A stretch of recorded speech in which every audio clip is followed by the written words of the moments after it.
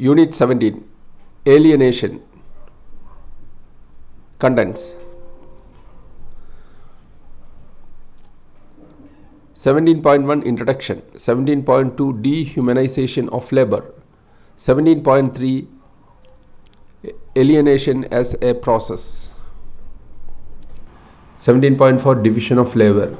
17.5 Conclusion and 17.6 Further reading. Learning objectives. After you have studied this unit, you will be able to understand the concept of alienation and how it is applied in analyzing the modern society. Explain aspects of alienation like objectification. 17.1 Introduction. The concept alienation describes the estrangement of individuals from one another or from a specific situation or process. It is central to the writing of Karl Marx and normally associated with Marxist sociology. There are philosophical, sociological, and psychological dimensions to the argument. Hegel provided the philosophical means to overcome the contained dualism of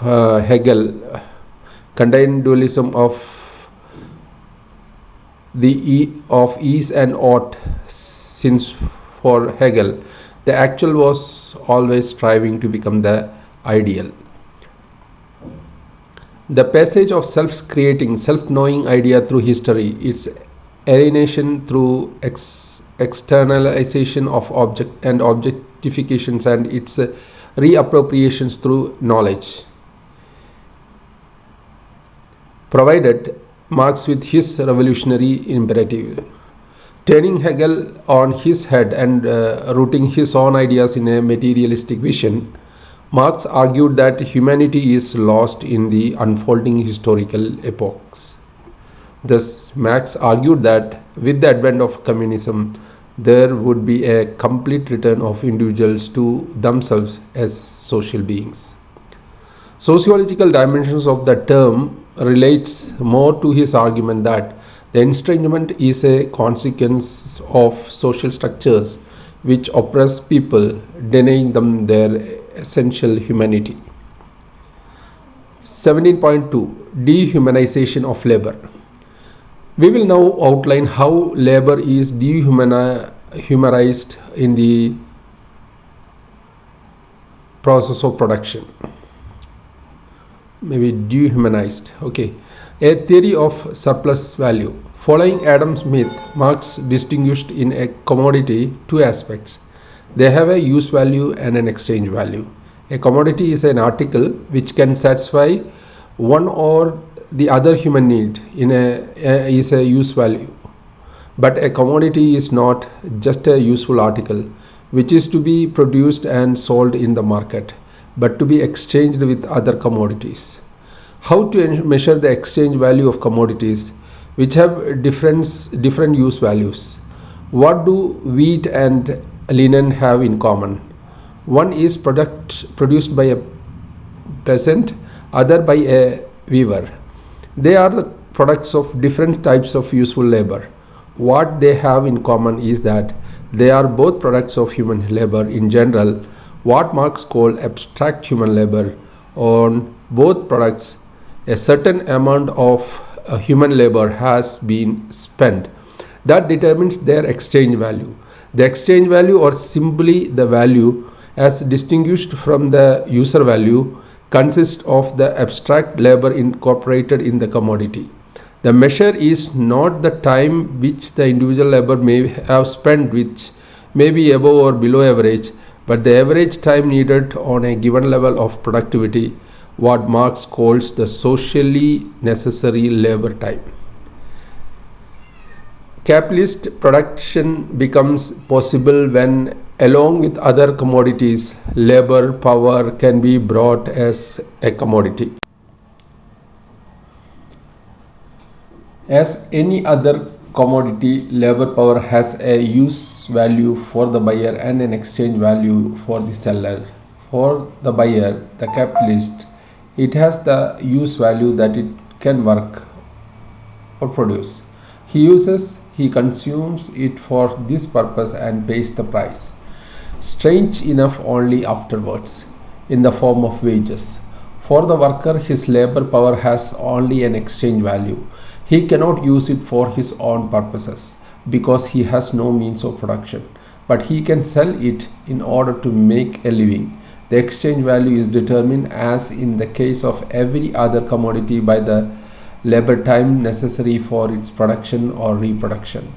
That means, in this case, by the cost of the means of subsistence needed to maintain the worker and his children, the future workers. The level of subsistence and of essential needs varies from situations to situation according to the level of development and other factors. The wage covers only what is needed to maintain the labor, his value, but what he produces is more than that. The difference is called the surplus value. The capitalist appropriates the surplus. To understand this concept of surplus value, it may be helpful to have a look at the historical development. In early history, people produced hardly enough for their own subsistence. As soon as they were able to increase their productivity and to produce a surplus, that is, through cattle breeding instead of hunting, the question arose how this surplus was going to be used.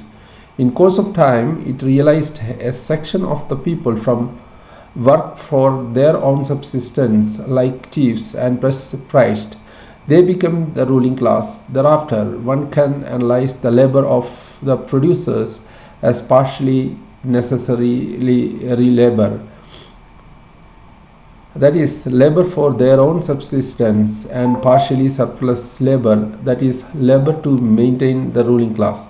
In the Middle Ages, the serfs worked 3 days on their own lands for their own subsistence and 3 days on the lands of feudal lord without being paid for. With the surplus value they produced a social surplus which was appropriated by the ruling class. This appropriation can take place in different forms: in the form of kind, as in the case of sharecropping, or in the form of money. In case of money, it is surplus value. The capitalist tries to increase the rate of surplus value, which can be achieved in two ways: absolute and relative surplus values. Absolute surplus value is produced by prolongation of the working day. By such prolongation, the time of surplus labor is expanded. This method is especially applied in the earlier stages of capitalism.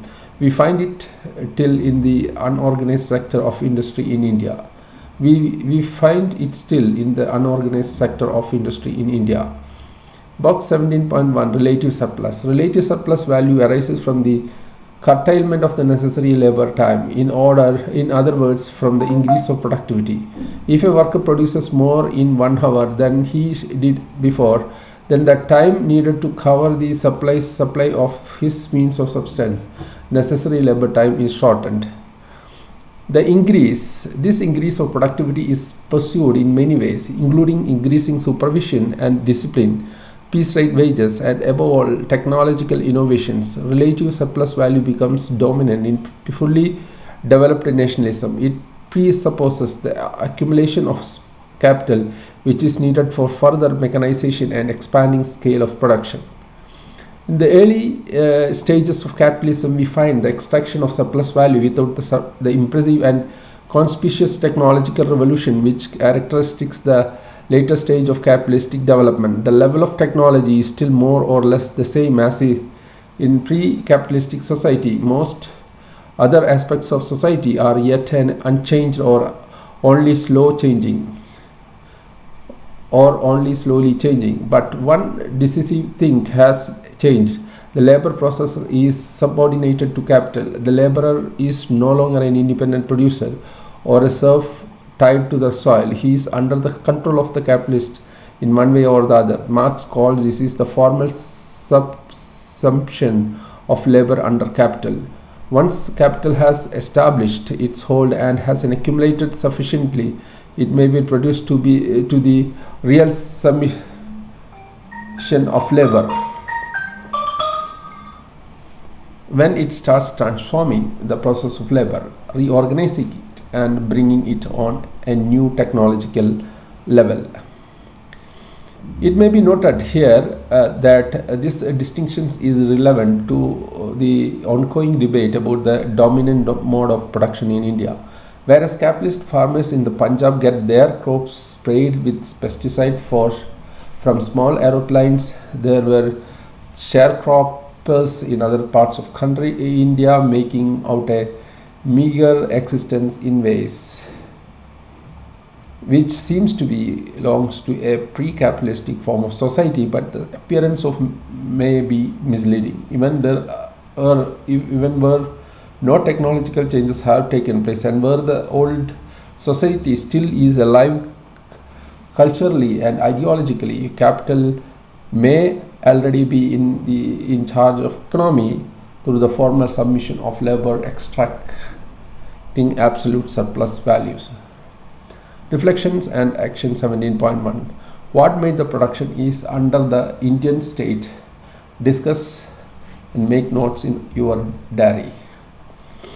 The key to Marx's criticism of capitalism is his theory of surplus value, which explains how capital grows by consuming living labor, because only labor power produces surplus value. It is exploitation is the basis of capitalist system. But labor power is not only an economic factor as it appears in the calculations of the capitalists. Labor is not only variable capital. Labor power is provided by living human beings who have their own needs and aspirations. Capitalism has separated labor and the satisfaction of human aspiration. Labor power is treated as commodity in exchange for which the workers may satisfy some of their most immediate needs, but for Marx, labor itself is the most essential characteristic of human life, because it is humankind not only cannot survive, it even cannot become human. Human is in labor is imaginative. It is conscious and instinctual.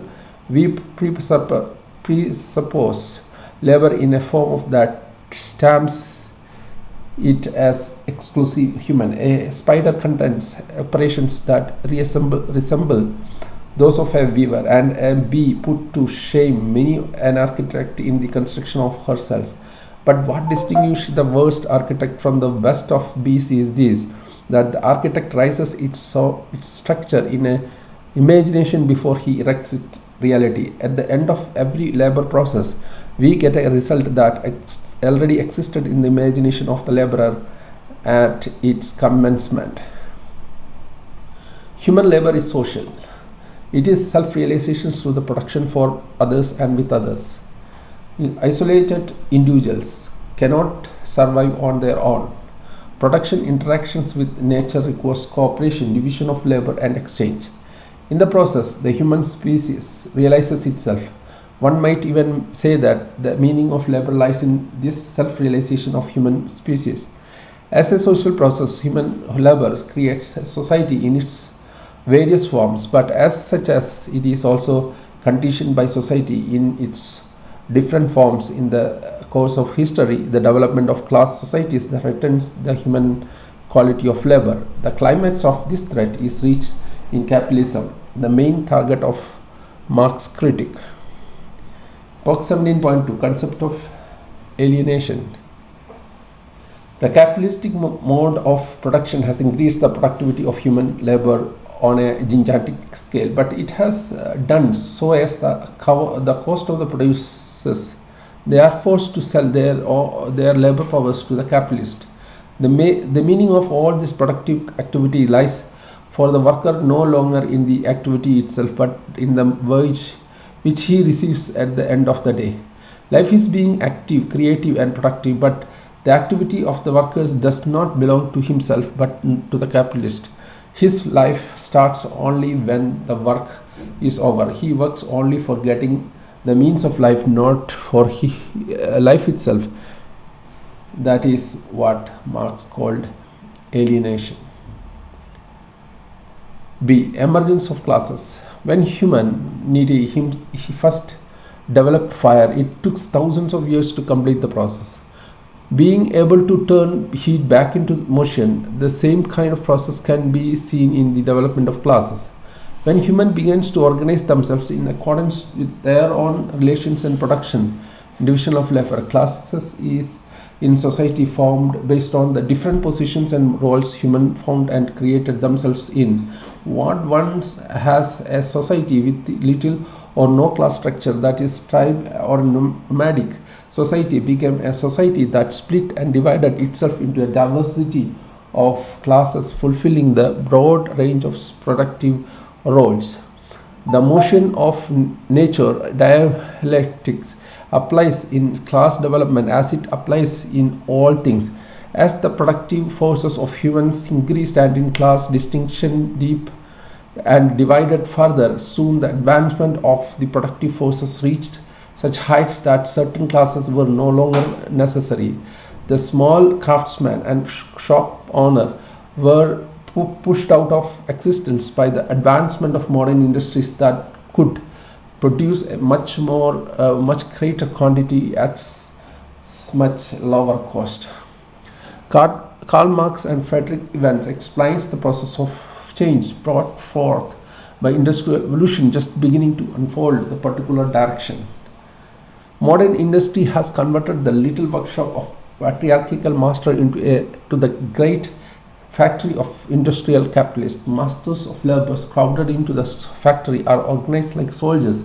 As primitive of industrial army, they are placed under the command of a perfect hierarchy of officers and surgeons. Now only are they slaves of the bourgeois class and of the bourgeois state. They are daily and labor enslaved by the machine, by the overlooker, and the all above all. In the process, in the individual bourgeois manufacturer himself, the more openly this despotism proclaims gain to be its end and an aim, the more pretty, the more hateful, and the more embracing it is.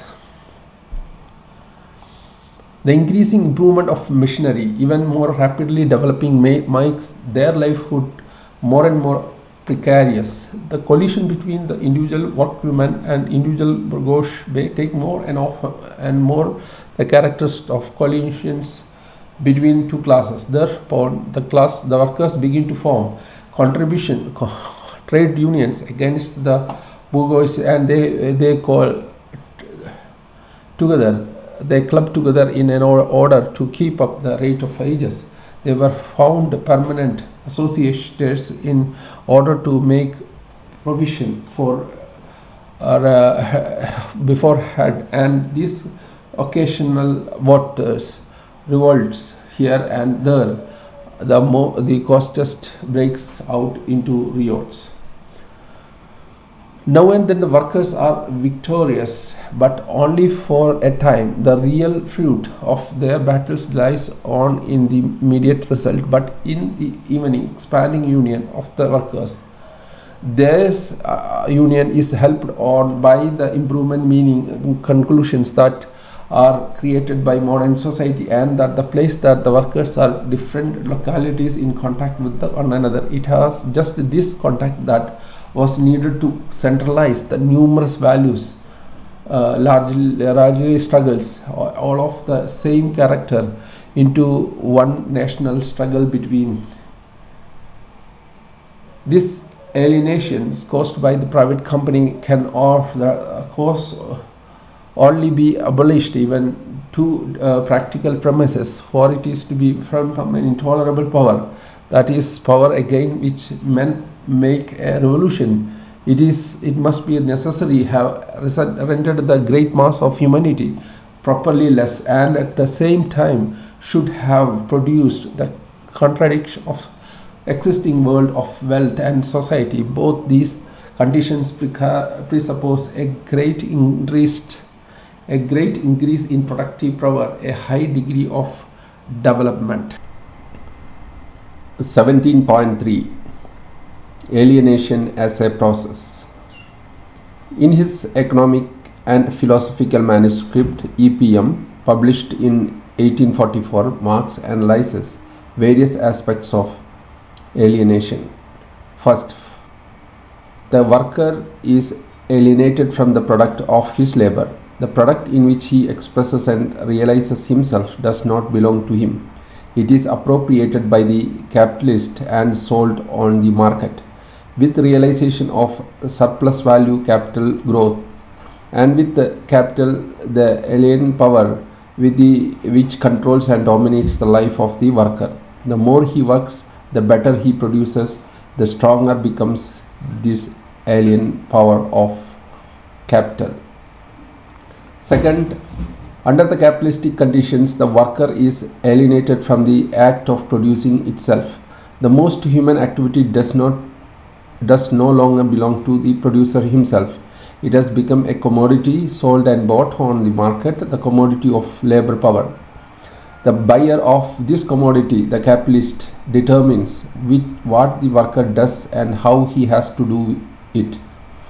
Third, capitalist production alienates the worker from his being a member of the human species and from his humanity as being a fellow being with other human beings. His society, his social activity, production turns into a means for his individual existence, for earning a wage. This implies his alienation from other human beings with whom he competes for scarce jobs. Box 17.3 Wages, Price and Profit. Marx documents in details how alienation takes place both in the extraction of absolute surplus value and in the extraction of relative surplus value, both in the lengthening of the working day and in the technical division of labor and mechanization pushed forward by capital. Time is the room of human development, as Marx puts it in Wages, Price and Profit. Being forced to sell his labor power, the worker has not time to be and to develop himself as a human being. Features of alienation. Marx's exposition of the functioning and prospects of capitalist economy cannot be studied in isolation from his anthropological ideas and his philosophy of history. His theory is a general one embracing the whole of human activity in its various interdependent spheres. His successive writings, culminating in Capital itself, are more and more elaborate versions of the same thought, which may be expressed as follows. We live in an age in which the dehumanization of man, that is to say the alienation between him and his own works, is growing to a climax, which must end in a revolutionary upheaval. This will originates from the particular interest of the class which has suffered the most from dehumanization, but its effect would be to restore humanity to all mankind. The fundamental novelty of capital consists in 2 points, which entails wholly different view of capitalist society from that of the classical economists. What the worker sells is not his labor, but labor power, and that labor has 2 aspects, abstract and concrete. The exploitation consisting in the worker selling his labor power and thus divesting himself of his own essence. The labor process and its results become hostile and alien to privation of humanity instead of fulfillment. Marx, having discovered the dual nature of labor as expressed in the opposition between exchange value and use value, defines capitalism as a system in which the sole object of production is to increase exchange value without limit.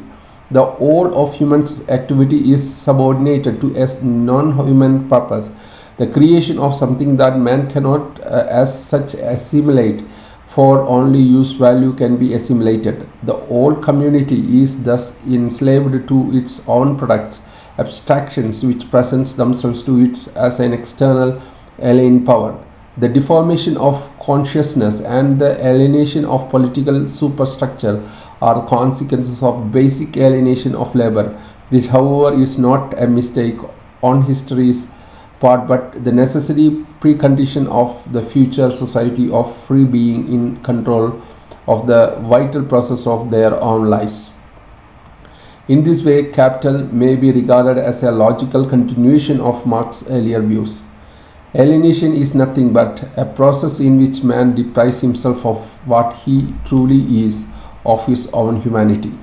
Marx, unlike Hegel, did not identify alienations with externalization, that is, the labor process whereby human strength and skills are converted into new products. It would be absurd to speak of abolishing alienation in this sense, since in all imaginable circumstances men will have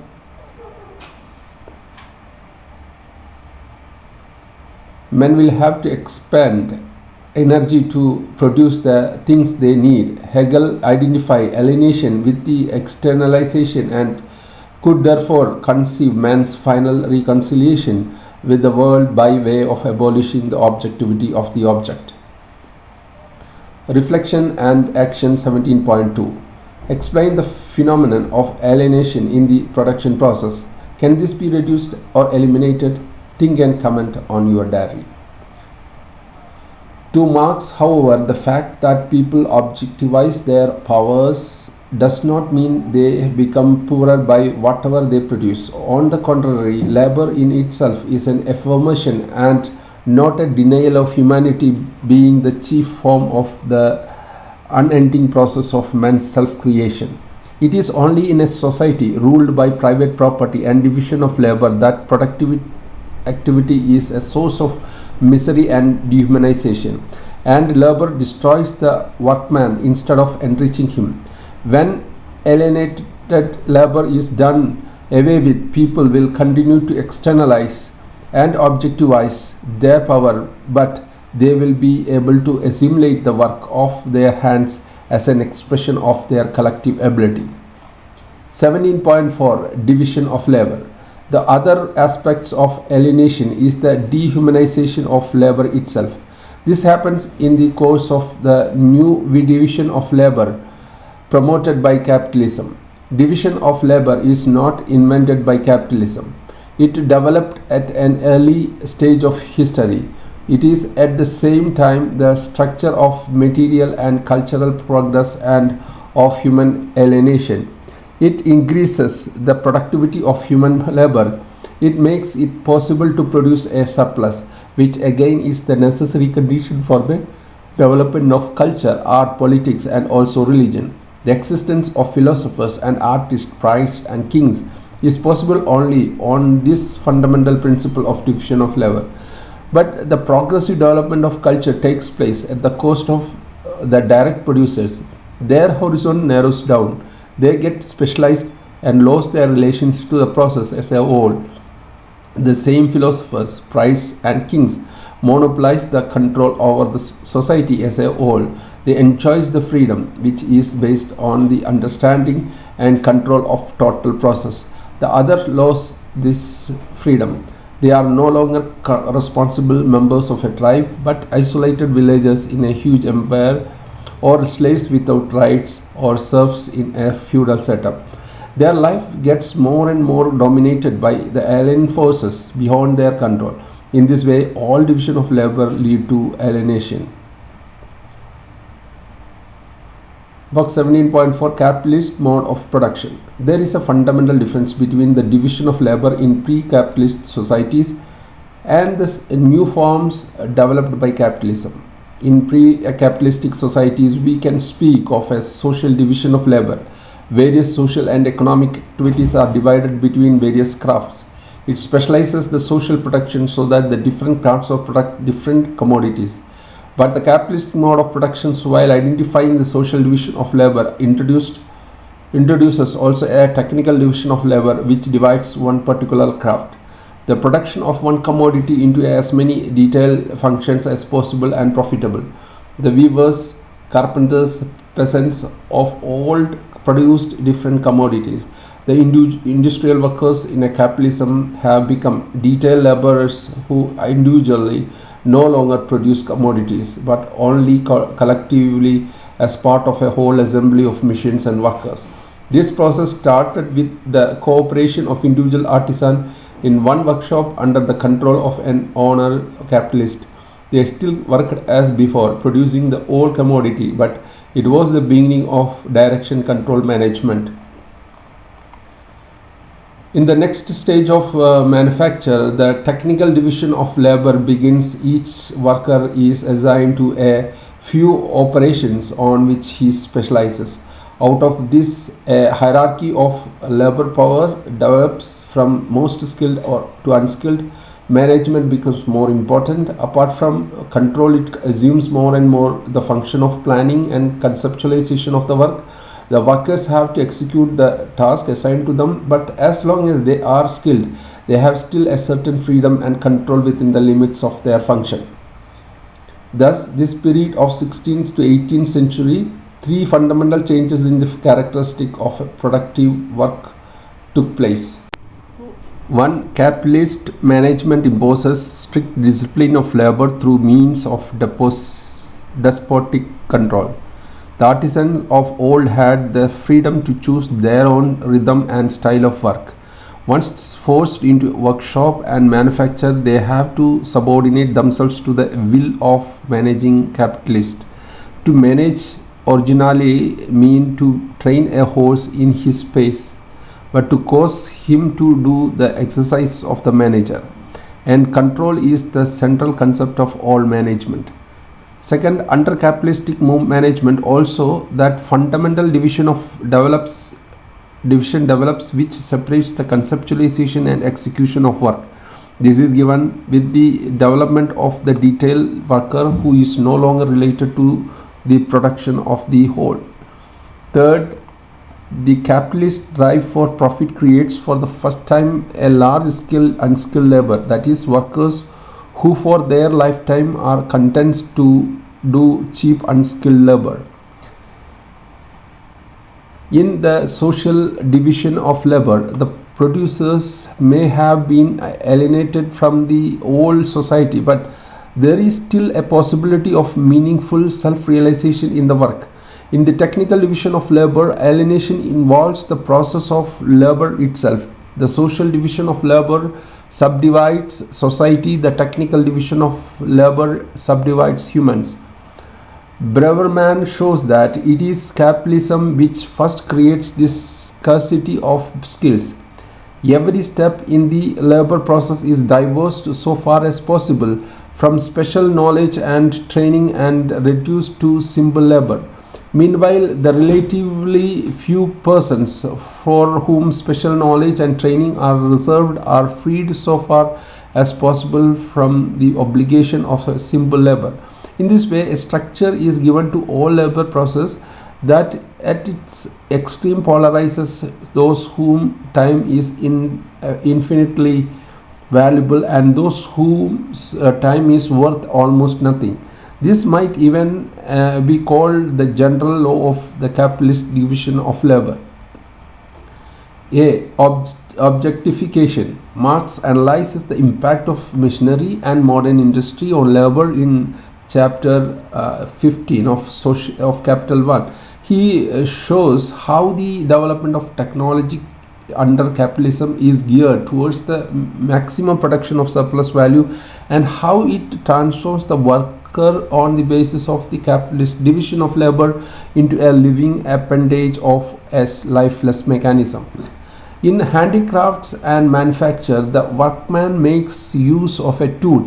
In the factory, the machine makes us of them. There are the movements of the instrument of labor proceed from him. Here it is the movement of the machine that he must follow. In manufacture, the workmen are partly of a living mechanism. In the factory, we have lifeless mechanisms independent of the workman who becomes its living appendage. The fundamental characteristic of machinery is that it removes the tool from the hands of the worker and it fits into a mechanism which is moved independently from the worker. This opens new avenues of exploitation and how above all it leads to the further degradations of the worker by contemplating the separation of the intellectual powers of its production from the manual labor, and the conversion of those powers into the might of capital over labor. Thus, machinery becomes, for most of the working population, the source not of freedom but of enslavement, not of mastery but of helplessness, and not for the burdening of the wholesome of labor but of the confinement of the worker within a blind round of servile duties in which the machine appears as the embodiment of science and the worker as little or nothing. Reflections and action 17.3 discuss the process of objectifications. What effects does this have on the production process? Think and note down your answers in your diary. Technically speaking, it is the transformation of labor from process based on skill to process based upon science. That is, that this process led to the degradations of the worker is not an unavoidable result of the development of science and technology, but it is the consequences of the subordination of science and technology to the purpose of capital. Marx repeatedly characterized the alienations of the worker who faces the gigantic machinery of modern capitalistic industry and who experiences his powerlessness in front of it as the rule of dead labor over living labor. The worker does not see it like this. He sees the machinery as representing the wealth, the capital of the capitalist, and the superior knowledge of the scientist, compared to which he himself is poor and ignorant and doomed to remain so. What confronts him, in fact, objectified labor, the result of labor in the past. In pre-capitalistic society, the producer once was not confronted with the means of production dominating and threatening him as alien power. Hence, the rule of the capitalist over the worker is the rule of things over man, of dead labor over the living, of the product over the producer. What we are confronted by here is the alienation of man from his own labor, to that extent that work stands on a higher plane than capitalistic from the outset, since the latter has his roots in the process of alienation and finds absolute satisfaction in it, whereas right from the start the worker is a victim who confronts it as a rebel and experiences it as a process of enslavement. Box 17.5 Marx Works Ethics. According to Marx, working should be the expression of man and his creativity. Work should be one which he loves and enjoys doing it. Capitalist mode of production has distorted the meaning and nature of work. Work creates to be an expression of, and become the yoke under which the laborer groans. The human being, the subject, is treated lower or valued lower than the commodity object, that he himself could contribute to what is called an objectification. In capitalistic society, the wealth generated by the mode of production appropriately by one class, that is owners of land and capital. Thus, as a capitalism progresses, the devaluation of the worker also increases. This leads to objectifications where the worker gets assimilated to the product object and consequences loses his own identity. Marx summarizes the alienations of labor in the following words. First, the fact that labor is external to the worker, that is, it does not belong to his essential being, that in his work, therefore, he does not affirm himself but denies himself, does not feel content but unhappy, does not develop freely in his physical and mental energy, but also mortifies his body and ruins his mind. The worker, therefore, only feels himself outside of his work, and in his work feels outside himself. He is at home when he is not working, and when he is working he is not at home. His labor is therefore not voluntarily but coerced. It is forced labor. It is therefore not the satisfaction of the need. It is merely a means to satisfy his needs external to it. Its alien character emerges clearly in the fact that As soon as no philosophical and or other compulsions exist, labor is shunted like the plague. External labor in which man alienates himself, is a labor of self-sacrifice, of mortification. Lastly, the external character of labor for the worker appears in the fact that it is not his own but someone else, that is, does not belong to him, that in it he belongs not to himself but to another. Just as in religion, the spontaneous activity of human imaginations, of the human brain and the human heart, operate independently of the individual, that is, operates on himself as an alien, divine and diabolically activity. In the same way, the worker's activity is not his spontaneous activity, it belongs to another, it is the loss of his self. Alienation is inevitable in modern society because with the demand for better technology and rising consumerism, men will continue to be alienated in one from another. Increasing division of labor and emergence of specialists make a man dependent of the product, and it is not likely that this phenomenon of alienations will be stagnate and retrogress.